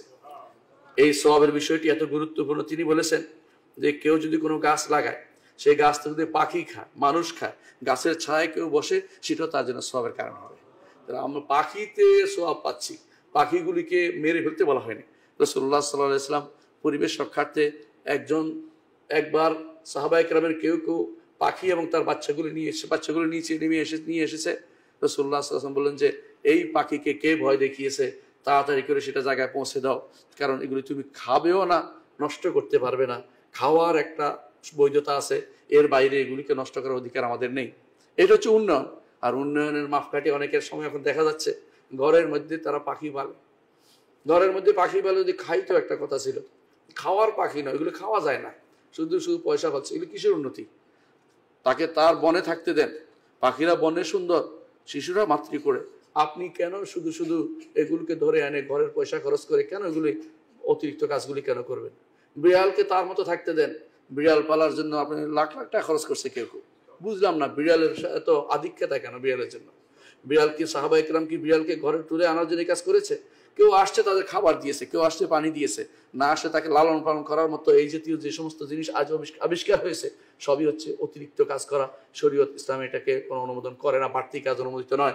যাকে তার জায়গায় স্থান দিতে হয়। ঘরের ভিতরে অনেকে কুকুর ফালে, কুকুর অনেকে ফালে, অথচ কুকুর এক কিরাত তার কমিয়ে দেয়, সব কমিয়ে দেয়। কিরাত তো অহুদ পাহাড়ের মতো সব কমিয়ে দেয়। আপনি এক এক দিন আর সব আপনার কত কমছে। আরো জিনিস কি, ফেরেশতা আপনার ঘরে প্রবেশ করে না, রহমতের ফেরেশতা। আপনি কুকুরগুলো নিয়ে বসবাস করেন, আপনার চরিত্র কুকুরের মতো হয়ে যাবে। হ্যাঁ, আপনি হয়তো বলেন যে কুকুরটা তো ভালো, আপনার কাছে ভালো, কুকুর কোনোদিন ভালো না। কুকুরের চরিত্র আপনার মধ্যে কেন আসবে? হ্যাঁ, কুকুর প্রভু ভক্ত, আপনি আল্লাহ ভক্ত হবেন। প্রভু ভক্ত জিনিসটা তো এটা দুনিয়ার জিনিসের দুনিয়ার প্রতিপত্তি। আপনি আল্লাহর জন্য নিজেকে নিবেদিত করবেন, আল্লাহর ইবাদত করবেন। কুকুর যদি পানি পায় চায় পানি দিবেন, তো তাই বলে কুকুরকে নিয়ে বিছানার উপর বসায় রাখবেন? এটা কোন ধরনের নীতি আপনার মধ্যে আসছে? এটা ইসলাম কে শিক্ষা দিল? এগুলি আমাদের তথাকথিত উন্নতির চিহ্ন দেখানো হচ্ছে না, এটা উন্নতি নয়, অবনতি। আপনি সর্বদিক থেকে অবনতি করেছেন। এটাকে লালন পালন করার এইভাবে আধিক্যতা দেখানো শরীয়ত অনুমোদন করে না। এটা উন্নতির কোনো কিছুই নয়, এগুলি শুধুমাত্র অবনতি ছাড়া কিছুই নয়। অনেকে আছে যে এই জাতীয় জিনিসগুলো নিয়ে বাড়াবাড়ি করার খুব পছন্দ করে এবং এটাকে উন্নতি মনে করে। ঘরের ভিতরে কি পালতেছে? বড় ধরনের মাছ পালতেছে ঘরের ভিতরে, দেখার জন্য, খাওয়ার জন্য প্রতিদিনের পিছনে খরচ করছে। তার পাশের লোকটি হয়তো দেখা যাবে সেই ব্যক্তি তাকে জাকাতও ঠিকমতো দেয়নি, হয়তো না খেয়ে মরে যাচ্ছে। এগুলি উন্নতির কাজ না। আপনি এই যে কাজটি করছেন এটার কারণে আপনি হয়তো এই টাকাটা ওখানে দিতে পারছেন না। আপনি যে মাথায় সবসময় রাখতেন যে আমাকে এর জন্য জবাবদিহি করতে হবে। একজন মানুষ যে সম্পদ অর্জন করে কোত্থেকে অর্জন করেছে জবাবদিহি করতে হয়, এবং দ্বিতীয় হচ্ছে কোথায় ব্যয় করেছে সেটার জন্য জবাবদিহি করতে হবে। তাহলে বোঝা গেল একজন মানুষ যে এই চিন্তা যদি তার থাকে তাহলে সে কিন্তু উন্নতির পথেই যাবে এবং মানব সমাজের উন্নতি হবে। যেভাবে উন্নতি হয়েছিল সাহাবায়ে কেরামের সর্বোচ্চ স্তরে যখন ওমর রাদিয়াল্লাহু আনহু ক্ষমতায় ছিলেন, সেরকম উন্নতি করতে পারবে যখন এই জাতীয় বাড়তি জিনিসগুলোকে আমাদেরকে দূরে রাখা যায়। বাড়তি জিনিস দূরে রাখা যায়। মনে রাখবেন, জমিনকে রাসূলুল্লাহ সাল্লাল্লাহু আলাইহি ওয়াসাল্লাম আরেকটি হাদিসে তিনি বলেছেন কিভাবে নিজে উন্নতি করবে। তিনি বলেছেন কর্মঠ হতে বলেছেন। প্রমাণ দিয়েছেন তিনি যে তোমার পরিবেশ রক্ষার্থে যেমন আছে, তোমার পরিবেশ রক্ষার মধ্যে এটাও আছে যে ভিক্ষা টিক্ষা বন্ধ করতে হবে। এটা কিভাবে করা যাবে? একজন মানুষ কর্মঠ হলে। ইসলাম কর্মঠ হতে তাদেরকে বলে। রাসূলুল্লাহ সাল্লাল্লাহু আলাইহি ওয়াসাল্লাম বলেছেন একজন মানুষ রশি নিয়ে যদি বের হয় এবং এক বান্ডিল লাকড়ি নিয়ে আসে, তার পিঠের উপর ভর বেঁধে সেটাকে বাজারে বিক্রি করে যদি কোনো সে এর মাধ্যমে কিছু অর্জন করে, এটা বেশি উত্তম, যার মাধ্যমে সে নিজের চেহারাকে মানুষের সামনে অপমানিত করাচ্ছে, নিজেকে নিজের চেহারা হেফাজত করতে পেরেছে, যার মাধ্যমে সে মানুষের কাছে হাত পাতে, দিল বা না দিল, অপমান হওয়া থেকে সে মুক্ত হয়েছে। ইসলাম আমাদেরকে শিক্ষা দিয়েছে কর্মঠ হতে। আমাদের ভাইরা আলহামদুলিল্লাহ, আমরা প্রশংসা করি, এটা আমাদের ভাইরা দেশে বিদেশে কাজ করে খায়, ভিক্ষা করে খায় না। আমাদের পার্শ্ববর্তী কিছু রাষ্ট্র আছে যাদের লোকেরা আমাদেরকে দেখি যে তারা সুযোগ পেলেই ভিক্ষা করতে শুরু করে। এদিক থেকে বাংলাদেশি মানুষের অনেকটা ভালো দিকটা আমি মনে করি, যারা কাজ করে খায় যেখানে যায়, এটা ভালো দিক। কিন্তু এদের মধ্যে কেউ আছে আমাদের দেশে, তা অনেককে দেখা যায় যে সিন্ডিকেট ফকির আছে, তারা অনেকেই সম্পদ বাড়ানোর জন্য তারা হাত পাতে। এবং খোঁজ নিয়ে দেখা গেছে অনেকেই যারা বিশেষ করে কোথাও তারা হাত পাতে দেখেছি খোঁজ নিয়ে যে এদের অনেকেরই ভালো সম্পদ আছে, ইচ্ছা করে হাত পাতা অভ্যাস হয়ে গেছে, অনেকের অভ্যাসে পরিণত হয়ে গেছে এবং অনেকে এটার উপরে চলতেছে। এটার উপরে একটা গোষ্ঠী তৈরি হয়ে যারা এটা লালন পালন করে। আমরা মক্কাতে একবার গিয়েছিলাম, দেখেছি যে এই বাঙালি বা বিদেশি এই লোকটাকে কে আনলো চিন্তা করতেছি, তোয়াফের মাঝখানে দেখি একজন এসে তাকে আস্তে করে আবার টেনেও নিয়ে যাচ্ছে। বোঝা গেল তোয়াফের মাঝে সে বসাইছে আবার নিয়েও যাচ্ছে সে। মানে এটাও একটা নীতি মানুষের ভিতরে চলে আসছে। অথচ রাসূলুল্লাহ সাল্লাল্লাহু আলাইহি ওয়াসাল্লাম ভিক্ষা করতে নিষেধ করেছেন। এবং প্রয়োজন না হলে ভিক্ষা করলে তার মুখের হাসির উঠবে, তার চেহারায় গোস্ত থাকবে না। এটা আমার নবী বলে দিয়েছেন। উন্নতির জন্য এই জন্য একটি কাজ হচ্ছে কর্মঠ হতে হবে। পরিবেশ উন্নতির জন্য, এই পরিবেশটা সুন্দর করার জন্য আপনাকে কিছু কাজ করতে হবে। কাজ দিবে কারা? কাজ দেওয়ার দায়িত্ব রাষ্ট্রের। দেশে না পারলে বিদেশে দিবে। রাষ্ট্র যদি কোনো কাজ দিতে না পারে, রাষ্ট্রের বলবে কোথায় কি আছে, পরামর্শ দিবে। এটা দায়িত্ব। একটা রাষ্ট্রের দায়িত্ব যেমন আছে, তেমনি ভাবে নিজেও চিন্তা চেতনা করে কিছু বের করা উচিত। নিজেও চিন্তা চেতনা করে কিছু বের করা উচিত।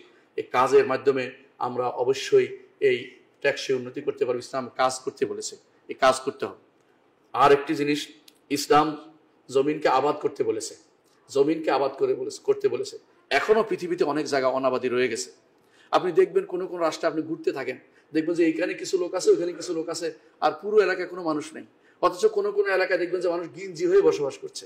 আপনাকে এই যে আমার পিতার জায়গা, মাতৃভূমি, পিতৃভূমি, এই যে তথাকথিত পিছনের টান, এটা বন্ধ করতে হবে। আল্লাহ তাআলা আমাদেরকে শিক্ষা দিয়েছেন এই যখন যেখানে রিজিক আছে সেখানে চলে যেতে, এর পিছনের দিকে তাকিয়ে থাকতে আমাদেরকে বলে নাই। রিজিক আল্লাহ তাআলা ছড়িয়ে দিয়েছেন সারা বিশ্বে, আপনি পিছনের দিকে তাকিয়ে থাকবেন কেন? যেখানে রিজিক পান সেখানে চলে যাবেন।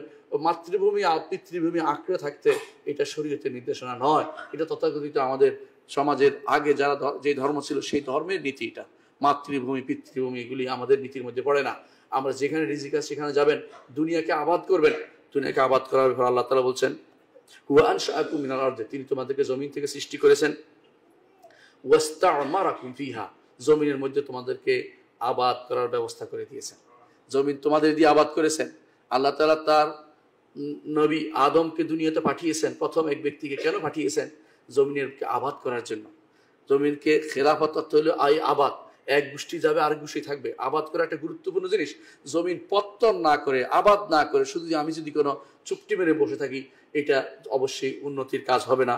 এটা আপনাকে করতে হবে। আল্লাহ তাআলা আমাদেরকে বলছেন যে ইস্তা'মারাকুম ফিহা, জমিনের মধ্যে তোমাদেরকে ইস্তেমার করতে বলেছেন। যেটা ইস্তেমার ইউরোপিয়ানরা করেছিল, আমাদের দায়িত্ব ছিল করার। ইউরোপিয়ান আমাদের দেশকে তারা দখল করেছে, আমাদের দায়িত্ব ছিল মুসলিম দেশগুলিকে কাজে লাগানো এবং সারা বিশ্বের যে জায়গাগুলো আছে সেগুলিকে আমাদের অধীন করা। এই জন্য ইবনে কাসির রহমতুল্লাহ আলাইহি এই আয়াতের তাফসিরে বলেন, জাআলাকুম উম্মারান ফিল আরদি, জমিনকে আবাদকারী তোমাদেরকে বানিয়েছেন। জমিনকে আবাদকারী তোমাদেরকে বানিয়েছেন। জমিনকে আবাদ করলে অবশ্যই আমরা সেখানে লাভবান হতে পারবো এবং আমরা এই দেশে উন্নতি, ইসলামিক উন্নতির নিয়মে আমরা এগিয়ে যেতে পারবো। দেখেন আপনারা জাপানের কথা চিন্তা করুন। জাপান কি অবস্থাতে কি অবস্থায় গেছে। তাদেরকে আমি কখনো বসে থাকতে দেখিনি। তারা কাজ করে, যে কোনো অবস্থায় কাজ করে, কাজের চিন্তা করে। ঠিক এরকম অবস্থা চীনের লোকেরাও এখন সারা দুনিয়া এখন দখল করছে চীন, কারণ তারা কাজ করে। মাওয়ার বা শরিয়া, মানুষ তাদের কাজে লাগাচ্ছে, কাজ নিজে কাজে লাগাতে হবে। আর একটি জিনিস আমাদের থাকা দরকার, সেটা হচ্ছে জ্ঞানের মাধ্যমে উন্নতি করা। জ্ঞানের মাধ্যমে উন্নতিটা বড় উন্নতি। কারণ দক্ষিণ কোরিয়া এক সময় সবচেয়ে দরিদ্র রাষ্ট্র ছিল। ধীরে ধীরে তারা বিভিন্নভাবে উন্নতি করেছে, শিক্ষা, সংস্কৃতিতে এবং শিল্পে বিভিন্ন জায়গাতে উন্নতি করেছে। এগুলির মধ্যে উন্নতি করলে আমরা দেশে কিন্তু ইসলাম কিন্তু এগুলো নিষেধ করে না। কারণ আপনারা জানেন প্রত্যেক নবীকে আল্লাহ তাআলা কিছু হেরফা, কিছু শিল্প শিক্ষা দিয়েছেন। কারণ জাকারিয়া আলাইহিস সালাম নাজ্জারান, জাকারিয়া আলাইহিস সালাম সুতার মিস্ত্রি ছিলেন। অনুরূপভাবে নূহ আলাইহিস সালাম তিনিও সেটা ছিলেন। দাউদ আলাইহিস সালাম তিনি কি করতেন? তিনি কর্মকার ছিলেন, কাজ করতেন। অনুরূপভাবে প্রত্যেক নবীকে আল্লাহ তাআলা কোনো না কোনো হেরফা শিক্ষা দিয়েছেন, কাজ করার নীতি শিক্ষা দিয়েছেন। মুহাম্মদ রাসূলুল্লাহ সাল্লাল্লাহু আলাইহি ওয়াসাল্লাম ব্যবসা তিনি শিখেছেন।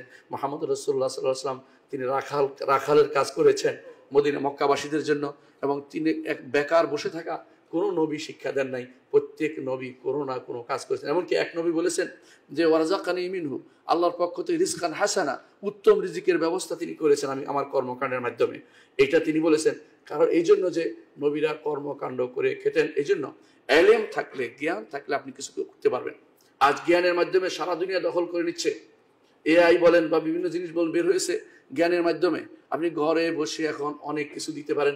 এমন একটা নীতি দিতে পারেন যে আপনার এটার কারণে বিমান চলবে সুন্দরভাবে, অথবা এটা চলবে, অথবা রেল লাইন চলবে।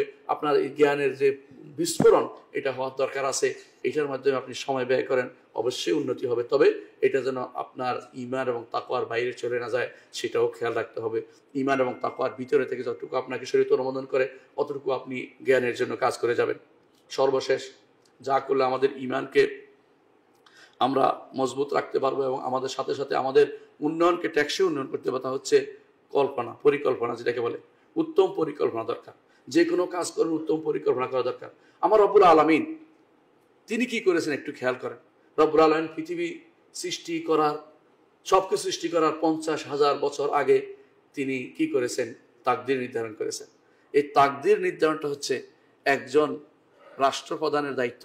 যেমন কি নির্ধারণ করে? তিনি পঞ্চবার্ষিক পরিকল্পনা করে, বার্ষিক পরিকল্পনা করে। আপনি বুঝেন এটা? আমার রব্বুল আলামিন তিনি এমন এক তাকদীর নির্ধারণ করেছেন, এমন এক নির্ধারণ করেছেন যে নির্ধারণের বাইরে কিছু হবে না। নির্ধারণ করে রেখেছেন কি হবে। আপনারও নির্ধারণ করতে হবে, পূর্ব নির্ধারণ করতে হবে। হযবরল অবস্থায় চলা যাবে না। কিভাবে নগরায়ন করতে হয়, কিভাবে শিল্প সংস্কৃতি উন্নয়ন করতে হয়, কিভাবে শিক্ষাকে উন্নতি করতে হয়, কোন শিক্ষা বেশি দরকার, সর্বাগ্রে দরকার, আপনাকে সেটা আগে থেকে সিদ্ধান্ত নিতে হবে। বাইরের কোনো দেশের কোনো থিওরিকে, বস্তা ফসা জিনিসকে আমার দেশে প্রচলন করার চিন্তা করবেন না। এটা করলে আমরা ক্ষতিগ্রস্ত হব। উন্নয়ন যেটা শরীয়ত যেটা অনুমোদন করে সেটা আমরা করব না। সবার আগে দ্বীনকে আমরা রাখবো, সবার আগে আল্লাহ শরীয়তকে রাখবো। তার মাধ্যমে শুধু উন্নয়ন হবে। এই উন্নয়ন হচ্ছে দুনিয়া এবং আখিরাত ব্যাপী। আর অন্য উন্নয়ন হচ্ছে এখানে রেখে চলে যেতে হবে। কোটি কোটি টাকার সম্পদ রেখে গেলে আখিরাতে কাজে না লাগলে আপনার কোনো কিছু হবে না। আর যদি উন্নয়ন হয়, টাকা পয়সাও থাকে, দ্বীন ও ঈমান থাকে, তাহলে রাসূলুল্লাহ সাল্লাল্লাহু আলাইহি ওয়াসাল্লাম হাদিসটি আপনার কাজে লাগবে। তিনি বলেছিলেন, নি'মাল মালুস সালিহ লিল আবদিস সালিহ। একজন ভালো মানুষের কত সুন্দর সম্পদ, কত কাজ, একজন ভালো মানুষের জন্য সম্পদ কতই না সুন্দর কাজে লাগে। অর্থাৎ যদি ভালো মানুষ তার সম্পদ কাজে লাগে। ওসমান ইবনে আফফান রাদিয়াল্লাহু আনহু ঈমানের দিক থেকে পরিপূর্ণ মানুষ ছিলেন, জান্নাতি মানুষ ছিলেন। সম্পদও তার ছিল, আর তাকে সম্পদও দিয়েছেন, দ্বীনের জন্য দিয়েছেন, যুদ্ধের জন্য দিয়েছেন, রাসূলের জন্য দিয়েছেন, কোথাও পানির ব্যবস্থা করে দিয়েছেন। তার জীবনের পুরোটাই ছিল সে আল্লাহর জন্য দানের চরম পরাকাষ্ঠা দেখিয়েছেন। এই জন্য সবার আগে ঈমানকে উপর রাখবেন, সাথে সাথে উন্নয়নের চিন্তা করবেন। ঈমান বিরোধী কোনো চিন্তা যদি কারো মাথায় আসে, সেটাকে অবশ্যই সেটা পরিত্যাগ করতে হবে। এই জাতীয় চিন্তা যারা করে তারা দুনিয়া শুধু জাগতিক উন্নয়ন চায়। জাগতিক উন্নয়ন আসলে উন্নয়ন নয়, এটা শুধু মানুষের ধোঁকা ছাড়া কিছুই নয়। মানুষের ধোঁকা দিচ্ছে, আপনাকে নিজেও ধোঁকাগ্রস্ত হচ্ছে। হ্যাঁ, তারা মনে করছে যে তারা আল্লাহকে ধোঁকা দিচ্ছে, দ্বীনকে ধোঁকা দিচ্ছে না। আল্লাহ তাআলা কোরআনে কারীম বলেছেন যে তারা শুধুমাত্র নিজেকেই ক্ষতিগ্রস্ত করছে। ওমা ইয়াখদাউনা ইল্লা আনফুসাহুম ওমা ইয়াশউরুন। তারা মোটেই সেটা বুঝতে পারছে না। আকুলু কাওলি হাযা ওয়াস্তাগফিরুল্লাহ লি ওয়া লাকুম ওয়া লিসাইরিল মুসলিমিন ওয়াস্তাগফিরু ইন্নাহু হুয়াল গাফুরুর রাহিম। ইন্নাল হামদালিল্লাহ নাহমাদুহু ওয়া নাস্তাঈনুহু ওয়া নাস্তাগফিরুহু ওয়া নাউযু বিল্লাহি মিন শুরুরি আনফুসিনা ওয়া মিন সাইয়্যাতি আমালিনা। মান ইয়াহদিহিল্লাহু ফালা মুদিল্লা লাহু ওয়া মান ইউদ্লিল ফালা হাদিয়া লাহু। ওয়া আশহাদু আল লা ইলাহা ইল্লাল্লাহ ওয়াহদাহু লা শারীকা লাহু ওয়া আশহাদু আন্না মুহাম্মাদান আবদুহু ওয়া রাসূলুহু। আম্মা বাদ। সম্মানিত মুসলিয়ান ইকরাম, বলছিলাম উন্নয়নের বিষয়, উন্নতির বিষয়ে আমাদের যে ধ্যান ধারণাটা বদলাতে হবে। আমাদের অনেকেই আছে অর্থনৈতিকভাবে অনেক বেশি সমৃদ্ধ, আমরা কিন্তু তাদের যেখানে অর্থনৈতিক যে সমস্ত প্রতিষ্ঠান সেগুলিতে ঈমান এবং দ্বীন থেকে দূরে সরে আছে, দ্বীনের কোনো ব্যবস্থা রাখেনি। যাদের বিভিন্ন গার্মেন্টস ফ্যাক্টরি আছে বা বিভিন্ন ফ্যাক্টরি আছে, তারা সেখানে অবশ্যই মসজিদের ব্যবস্থা করবেন। সেখানে যদি কোনো নারীদের সেখানে কর্ম থাকে, কর্মের ব্যবস্থা আলাদা করবেন। সেখানে যেন তারা ভিন্নভাবে চলতে পারে, তারা যেন শরীয়ত মেনে চলতে পারে, ব্যবস্থা অবশ্যই রাখবেন। এবং তারা যেন পুরুষ যেখানে থাকে সেখানে যেন তাদেরকেও আপনার সালাত আদায়ের বাধ্যতামূলক নিয়ম দিবেন। যদি সালাত না আদায় করে তাদের বোনাস বন্ধ করে দিবেন, তাহলে তারা সঠিক পথে চলবে। কিছু কিছু আইন আপনারা করতে পারেন আপনাদের অধীনস্থদের জন্য। প্রত্যেকে একটা নিয়ম করবেন, তার পরিবার কিভাবে উন্নতি হবে। প্রথম উন্নতি হবে যে তার ঈমানি উন্নতি হয়েছে কিনা। ঈমানি উন্নতির সাথে সাথে আর্থিক উন্নতিও করতে পারবেন, সামাজিক উন্নতি করতে পারবেন। আপনার অন্যান্য পরিবেশগত উন্নত বিষয়টি আপনার মাথায় রাখবেন। এটাও আপনার পূর্ব পরিকল্পনা বা প্রচেষ্টা আপনার দরকার। আল্লাহ আমাদেরকে বোঝার তৌফিক দান করুন। আলা ওয়াসাল্লু আলা সাইয়্যিদিল বাশারিয়া আমাম আল্লাহ আযজা ওয়া জাল্লা ফি কিতাবিহি ওয়া সান্না বিমালাইকাতিল মুসাব্বিহাতিল কুদসি ওয়া তাল্লাতা বিকুম আইয়ুহাল মুমিনুন ফাকালা তাআলা মুখবিরা ওয়া আমিরা ইন্নাল্লাহা ওয়া মালাইকাতাহু ইউসাল্লুনা আলান নবী ইয়া আইয়ুহাল্লাযিনা আমানু সাল্লু আলাইহি ওয়া সাল্লিমু তাসলিমা। وقال النبي صلى الله عليه وسلم من صلى عليه مرة صلى الله عليه بعشرا اللهم صل على محمد وعلى آل محمد كما صليت على إبراهيم وعلى آل إبراهيم إنك حميد مجيد اللهم بارك على محمد وعلى آل محمد كما باركت على إبراهيم وعلى آل إبراهيم إنك حميد مجيد اللهم ارض عن الخلفاء الراشدين أبي بكر وعمر وعثمان وعلي وعن سائر الصحابة والتابعين رضوان الله عليهم أجمعين اللهم اغفر لنا ولإخواننا الذين سبقونا بالإيمان ولا تجعل في قلوبنا غلا للذين آمنوا ربنا إنك رؤوف رحيم اللهم اغفر لنا أجمعين اللهم اغفر لنا أجمعين আল্লাহ আমাদের সবাইকে আপনি ক্ষমা করে দিন আল্লাহ আমাদের সবাইকে আপনি প্রকৃত উন্নয়ন বুঝার তৌফিক দান করুন আল্লাহ আপনি আমাদেরকে আর্থিক উন্নয়ন ইমানি উন্নয়ন তৌফিক দান করুন আল্লাহ সব রকম উন্নয়ন আল্লাহ আমাদেরকে দিন আল্লাহ আমাদের নেতাদেরকে বুঝার তৌফিক দান করুন আসলে কোনটা উন্নয়ন সে বুঝার তৌফিক দান করুন আল্লাহ আমরা দ্বীনকে ছেড়ে কোনো উন্নতি করতে চাই না আমরা দ্বীনকে নিয়ে আমরা কবরে যেতে চাই দ্বীনের উন্নতি আমাদের সবার সর্বাগ্রে দিন আমাদের শিক্ষা ব্যবস্থাকে পরিবর্তন করার তৌফিক দিন আমরা যেন শিক্ষা ব্যবস্থায় প্রকৃত উন্নয়ন ঘটাতে পারি তৌফিক আমাদের দিন আমাদের সন্তানদেরকে দ্বীনের উপর রাখুন আমাদের বৃদ্ধদেরকে দ্বীনের উপর মৃত্যু দিন আল্লাহ আমাদেরকে প্রকৃত দ্বীন সত্য দ্বীন জানার তৌফিক দান করুন আল্লাহুম্মা আগফির ওয়ারহাম আনতা খায়রুর রাহিমিন ইবাদাল্লাহ রাহিমাকুমুল্লাহ ইন্নাল্লাহা ইয়া'মুরু বিল আদলি ওয়াল ইহসান وإيتاء ذي القربى وينهى عن الفحشاء والمنكر والبغي يعظكم لعلكم تذكرون ولذكر الله أكبر والله يعلم ما تصنعون